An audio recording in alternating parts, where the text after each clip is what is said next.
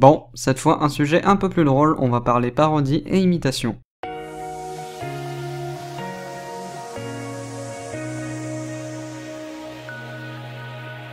Hey yo tout le monde et bienvenue pour un nouveau T'en penses quoi, et cette fois on va parler de Superflamme.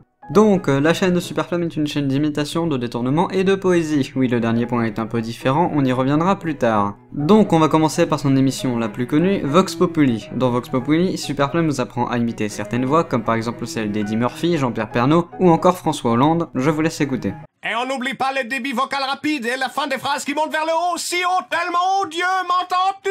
Ferme ta gueule! D'accord. Ensuite, il y a aussi ces détournements qui sont liés à l'actualité en règle générale. C'est en gros une parodie d'événements comme par exemple récemment avec l'attaque du Thalys. Je suis la seule fille du régiment, du coup ils m'ont foutu dans la pub et là je répare un avion parce que matos français oblige, ça peut pas voler plus de 10 minutes. Et en plus nos avions ils lag, putain de matos de merde. Et là on va s'attaquer au troisième concept de sa chaîne, ses instants poètes.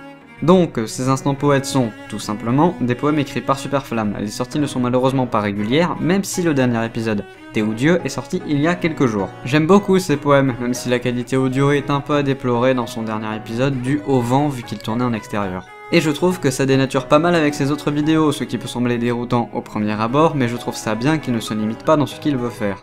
Ce que font certains au point d'ouvrir des chaînes secondaires pour dire de ne pas déplaire à leur public sur leur chaîne principale. Je ne jette pas la pierre à ces gens-là, je trouve juste dommage qu'ils arrivent à un stade où ils ne peuvent plus poster ce qu'ils veulent sur leur chaîne. Bon, pour ces vidéos, vous vous en doutez, la qualité audio est très bonne, c'est un peu nécessaire pour ce genre de contenu. Le seul truc à déplorer est la qualité d'image vu qu'il ne possède pas de vraie caméra. Oh, et sinon, vous pouvez voir une bonne partie de ses imitations dans 2 compilations qu'il a sorties pour un total de plus de 90 imitations. Donc voilà, j'espère que cette vidéo vous a plu, elle est plus courte que d'habitude, je vous l'accorde, mais j'avais vraiment envie de parler de lui et cette semaine je n'avais pas non plus beaucoup de temps pour faire cette vidéo.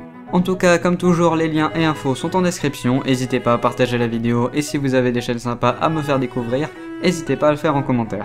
Quant à moi, je vous dis à la semaine prochaine pour une nouvelle vidéo. Allez, à plus.